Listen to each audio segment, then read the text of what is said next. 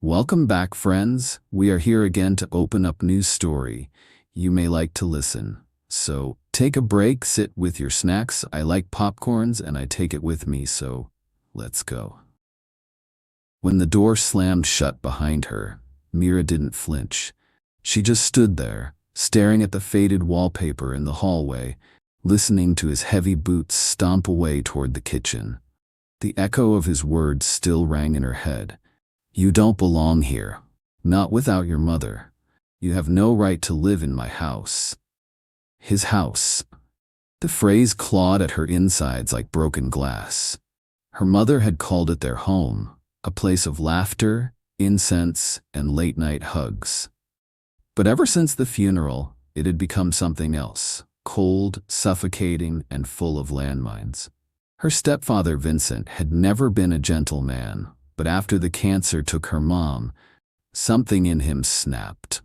The man who once tried, clumsily but genuinely, to be a father figure had become a stranger, with sharp eyes and a louder fist. Tonight had been the worst. She had said something. She couldn't even remember what, and his hand had lashed out faster than her mind could process. Her cheek still stung, but it wasn't the pain that made her eyes burn. It was the shame, the silence, and the realization that no one was coming to save her. Mira packed her bags slowly. She didn't have much: some clothes, her sketchbook, a few dog-eared novels, and a picture of her mom laughing in the backyard.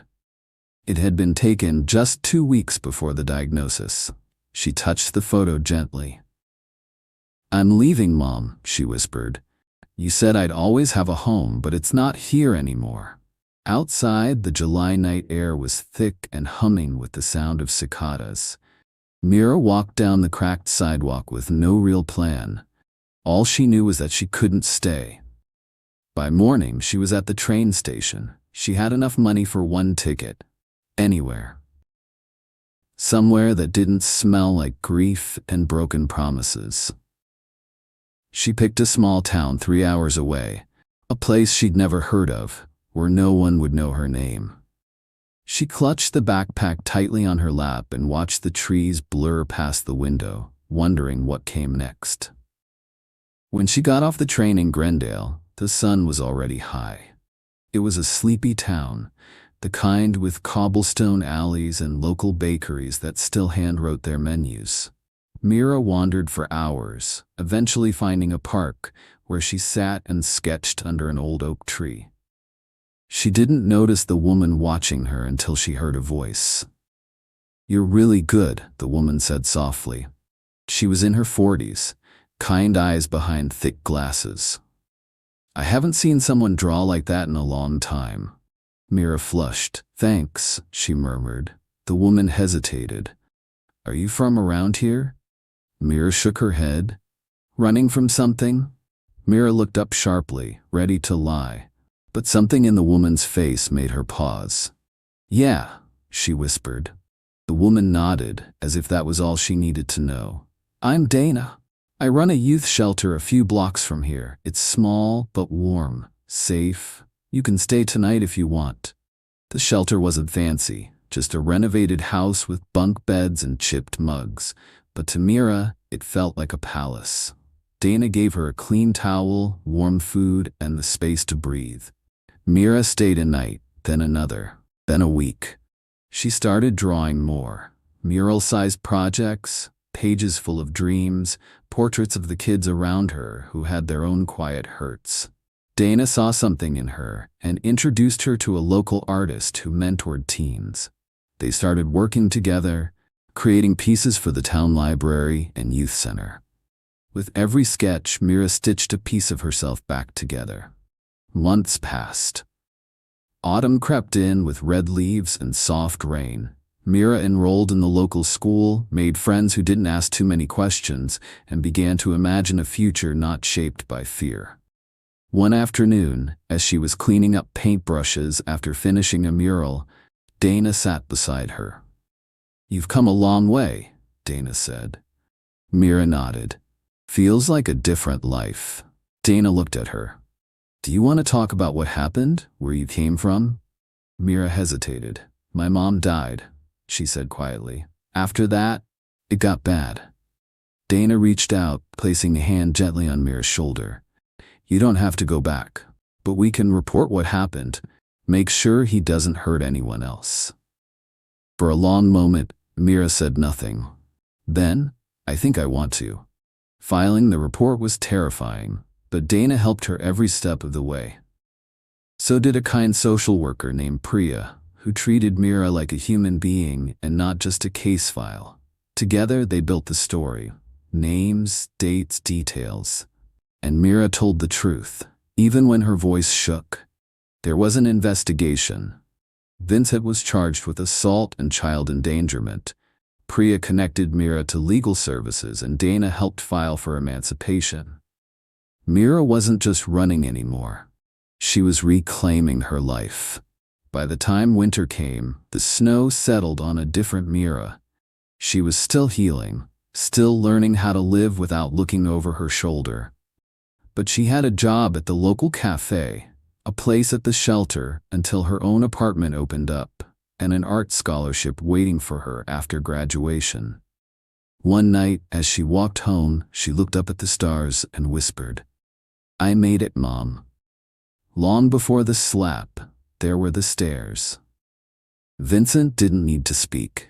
His eyes did all the talking, and they said things Mira didn't want to hear. It started small, just glances. A second too long when she walked past in her pajamas. A shift in his chair when she bent down to pick something up. She told herself she was imagining it. Grief was twisting everything, right? But it wasn't her imagination. Not when he looked at her like she wasn't a person. Not when his eyes drifted where they had no business being, her chest, her hips, then flicked away like it never happened. She stopped wearing anything comfortable at home. She layered baggy sweaters over her shirts, even in summer. She stopped going barefoot. She closed every door and locked it, even when showering. She began sleeping with a chair under the doorknob. He never touched her again. Not like that. But his presence began to poison the house. The air was wrong. The shadows stayed too long. Silence wasn't peaceful. It was thick. And then came the words, You're filling out. He'd say as she walked by, Look like your mother did at your age. Her stomach would twist. She'd keep walking. Another night, during dinner, he chuckled to himself as she passed him the salt. You don't realize how lucky you are. Some girls don't have what you've got. She didn't reply, just went to her room and cried into her sketchbook, where she drew herself as a paper doll, flat, torn, and faceless. Her room stopped being a safe place after that. She'd catch him outside her door sometimes, pretending to be doing nothing, listening, watching the doorknob. Once she opened the door quickly, and he stood there, caught, beer in hand, blinking like a deer in headlights. He said he heard something. She slammed the door and cried until she couldn't breathe. That was the night she started planning her escape. Mira hadn't told anyone how bad it really was, not even the counselor who visited her school after her mom died. She was too afraid no one would believe her. There were no bruises this time, just a haunted look in her eyes and a voice that got quieter by the day. But her art teacher, Miss Felton, noticed. One day after class, she pulled Mira aside. You're not okay, she said gently. Mira said nothing. If you ever need to talk or need help getting out of something, anything, you come to me. No judgment, no questions. That offer sat in Mira's heart like a lighthouse in fog. The breaking point came on a cold Thursday. Mira came home early. The lights were off. Vincent wasn't supposed to be there. He worked nights. But there he was, on the couch, watching TV with the sound off, a beer can dangling from his fingers. You're home early, he said. His eyes slid over her as she crossed the room. Something in his expression had changed, like the filter between thought and action was thinning. I don't like the way you ignore me, he said, rising. You think you're too good for this house now? She backed away. Her heart thudded like a war drum. Don't walk away when I'm talking to you. He stepped closer. She turned and ran. She didn't stop running until she reached the nearest gas station. She used a stranger's phone to call Miss Felton. I need help, she whispered. Please, I can't go back. Miss Felton didn't ask for details. She drove Mira straight to the police station. Mira was shaking too hard to speak. The officers were kind, cautious, slow with their words. They offered water, tissues. A woman officer asked if she wanted to make a statement. She nodded, and then it all came out. The staring, the comments, the threats, the fear. He never touched me, she said.